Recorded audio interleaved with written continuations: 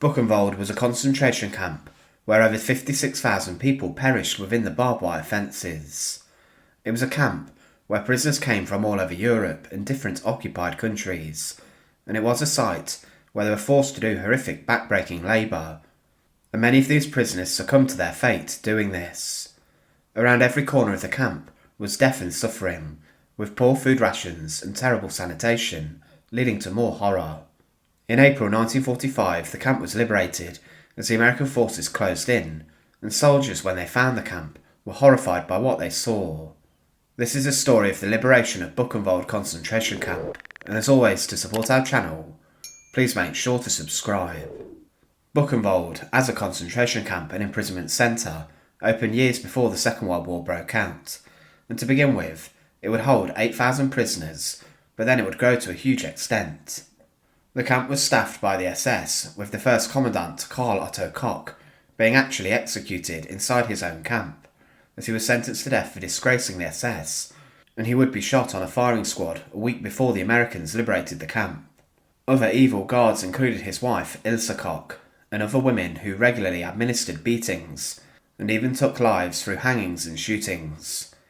One guard, Walter Sommer, was known as a hangman, and he even crucified 2 priests upside down, inside of the nearby forest, where many people were executed. The forest became known as a singing forest for the screams that would be heard as prisoners were tortured there. One of the things about Buchenwald which made it unique was the sheer size of the complex, and there were 136 subcamps that served the main site, and it was a place used for armaments production, making weapons and other vital military equipment for the war effort. But as mentioned, Buchenwald was a site where the conditions were truly hellish, as prisoners were kept starved, and they were forced to conduct hard labour.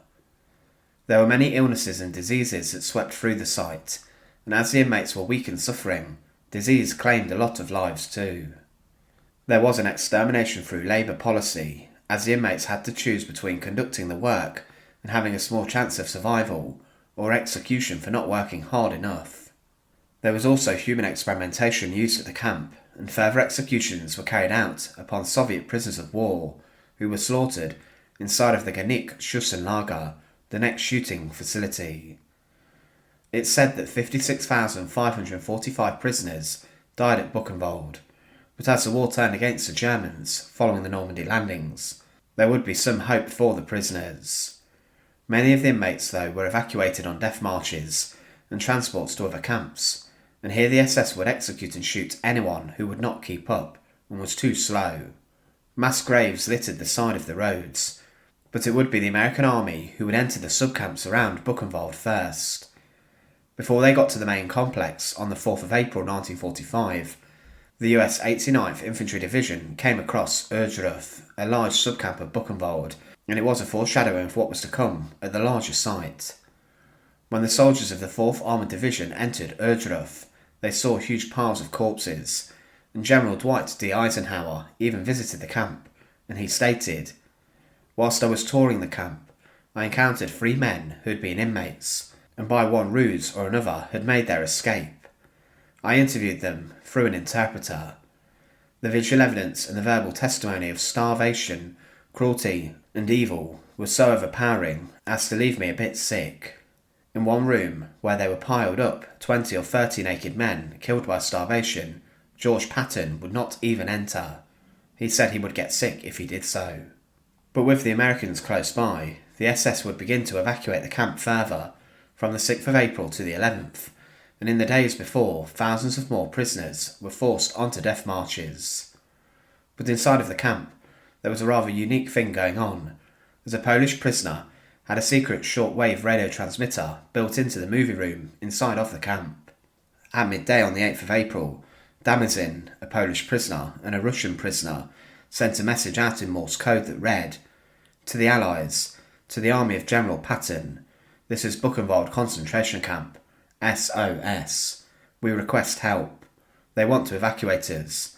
The SS wants to destroy us." This was sent in different languages, and 3 minutes following their last transmission, the prisoners received a message saying, "KZBU, hold out, rushing to your aid, staff of the 3rd Army." This caused Damazin to almost pass out, as he knew what was on the horizon. But this was still a very dangerous time, as the SS in other camps continued to slaughter and execute even just before the liberation of the camps. The Gestapo telephoned the camp's remaining guards to tell them to blow up Buchenwald and any other prisoners that were there, but a prisoner actually answered the phone, and he lied and told the Gestapo that the camp had already been destroyed.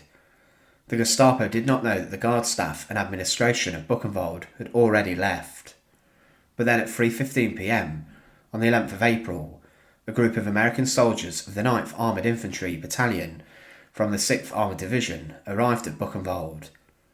The liberating Americans were seen as heroes, and those who were well enough rushed to them and hugged them, but then preparations were made to give these prisoners food, medical supplies and care. It was the US 80th Infantry Division who took control of the camp the following day, and along with them came some journalists, including one, Edward Moreau, who stated on the radio of his experiences. He said, "I asked to see one of the barracks. It happened to be occupied by Czechoslovaks. When I entered, men crowded around, tried to lift me onto their shoulders. They were too weak. Many of them could not get out of bed. I was told that this building had once stabled 80 houses. There were 1,200 men in it, 5 to a bunk.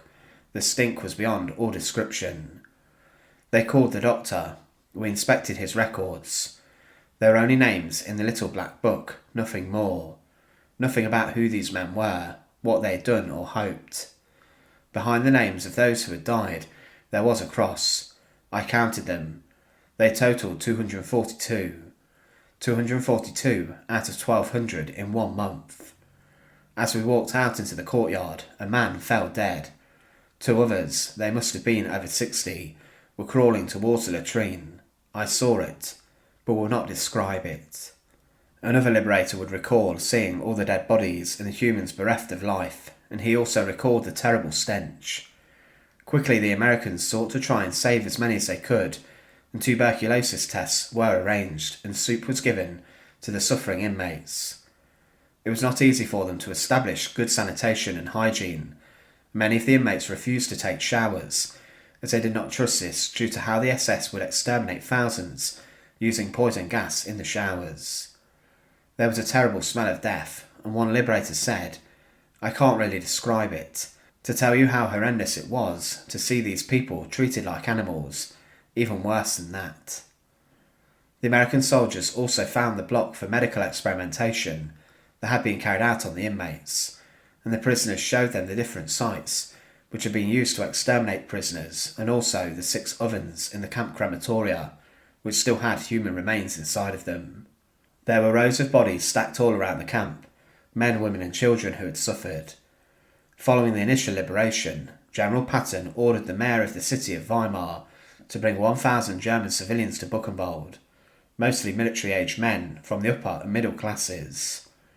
These Germans walked a 16-mile trip under American guard and were shown the crematoria and the evils of the Nazi regime, and the Americans wanted to make sure that the Germans accepted the responsibility for the crimes of the Nazis. Later, the guards of Buchenwald who were arrested were brought to trial in 1947, and there were death sentences handed out. The majority of the defendants who had worked at the site or in the region were convicted, and 22 people were condemned, but only 9 were ever executed. Buchenwald later became a site of a Soviet Red Army NKVD camp, where the Soviet secret police held former Nazis and dissenting anti-communists. More bloodshed occurred, as over 7,000 prisoners during this time died. It was a completely horrific camp, where the horrors of the SS or the Nazis were played out, within the barbed wire fences. Those people who were liberated that day by the American forces were overjoyed, but there were many who could not be saved, as the damage by the horrific guards and SS had been done. Thanks for watching. To support our channel, please make sure to subscribe. And once again, thank you so much for watching.